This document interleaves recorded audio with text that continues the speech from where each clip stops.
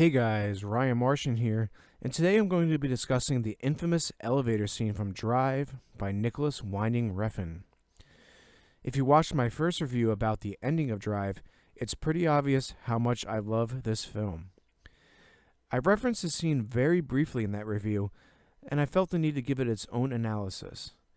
Also, for this video and all others moving forward, there will be pictures to reference the specific points I bring up in order to give you guys a better idea of what I am discussing.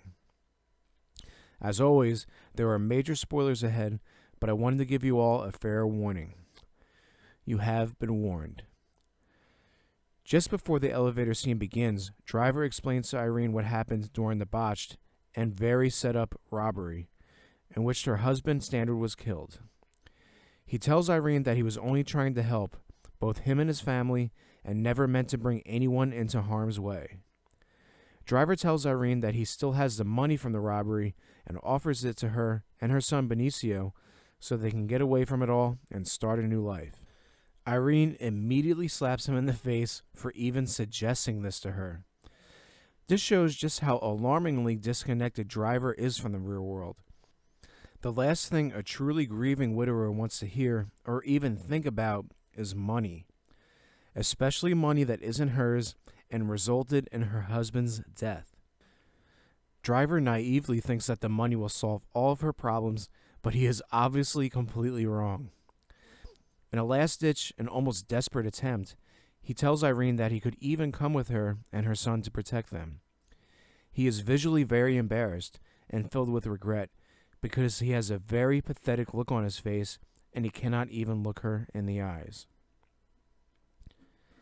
Before Irene even has a chance to respond, the elevator doors open and inside, we see the enforcer Nino dispatched to find Driver. He makes an excuse about it being the wrong floor, but Driver knows better. He might be extremely naive when it comes to real and tangible relationships with other human beings, but his scorpion senses can pick up what is otherwise oblivious to regular people like Irene, because without hesitation, she walks right into the elevator. Conversely, Driver hesitates for a moment because something just doesn't seem right. After they both enter the elevator, the camera cuts to the enforcer's face and he's looking right at Driver. After another quick cut, Driver is looking right back at him, and while the camera pans down the enforcer's chest, we see the gun in his sports jacket.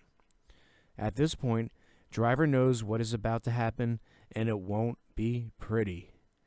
However, before things get really, really ugly, what is arguably the most beautiful scene in the film begins. Winding Refn very tastefully uses slow motion for the scene, and Driver uses his right hand to push Irene back into the corner of the elevator. The lights dim, all outside sound fades away, and a very hushed and subdued ambient track from the film's composer, Cliff Martinez, fades in.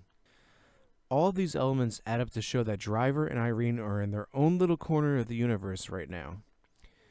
Even if it's only for a few seconds, nothing else in the world matters or can bother them. Not even the enforcer standing only a foot away from them.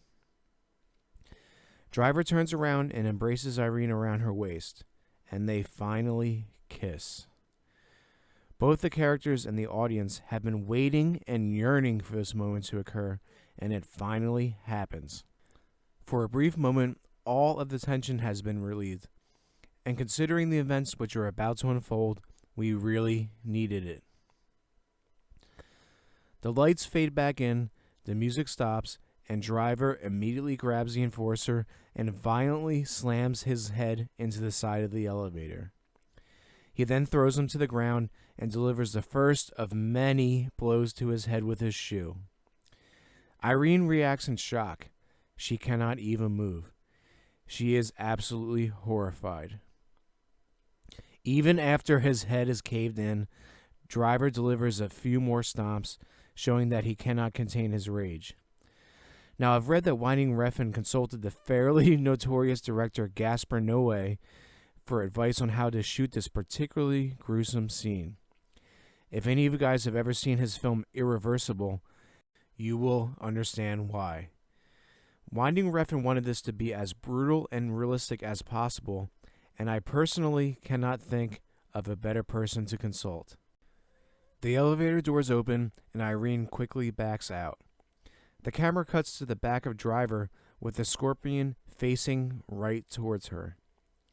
I really love the shot because she is not only visually, but also metaphorically seeing the scorpion inside Driver for the very first time.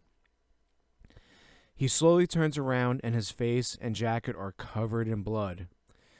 It's important to note that he almost looks a little sheepish and has a childlike look of regret on his face, as if he's been caught red-handed doing something bad, which, well, he absolutely has. He realizes that Irene has seen a side of him that he has been trying to hide this entire time.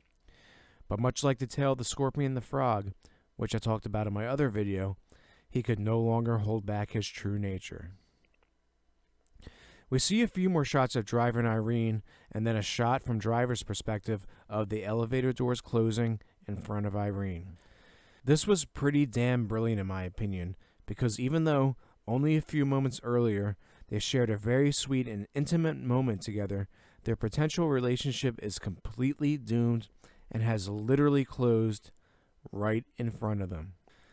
We see one last shot of Driver inside the elevator, all by himself, with the scorpion on his jacket facing directly towards the camera. Once again, he is all alone in the world, and there is no turning back at this point. Even though he protected Irene and made sure she was safe from any harm, what was done can never, ever be undone.